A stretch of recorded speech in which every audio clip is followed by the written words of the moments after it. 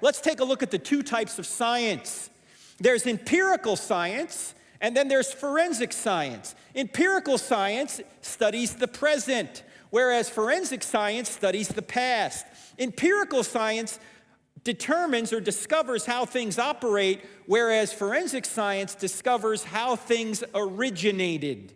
For example, you take 2 parts hydrogen and 1 part water, or 1 part oxygen, you put it together, you always get water. You can do it over and over again. You can go in the lab and repeat it over and over again.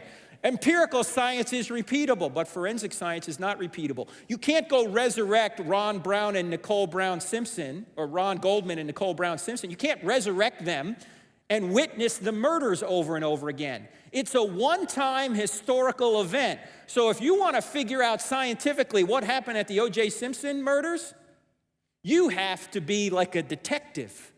And you have to look at clues and draw an inference to the best explanation. What murdered or who murdered these people? You can't repeat it in a lab.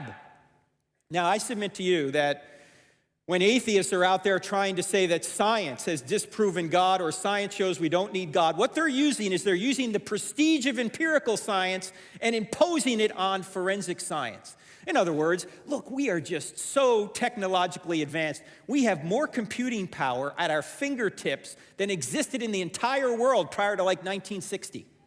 It's right here. In fact, if you have a digital watch, you've got more computing power on your wrist than there existed in the entire world in 1960. And look, we've got medical advances and GPS now. I mean, it's amazing we could get anywhere 10 years ago, right? Now we get in our car, we put in an address, and it takes us there. We don't even have to think anymore. Technology is amazing. All of that is empirical, though. That says nothing about where the universe came from. That says nothing about where the first life came from. That says nothing about where subsequent life forms came from. Those are all historical questions.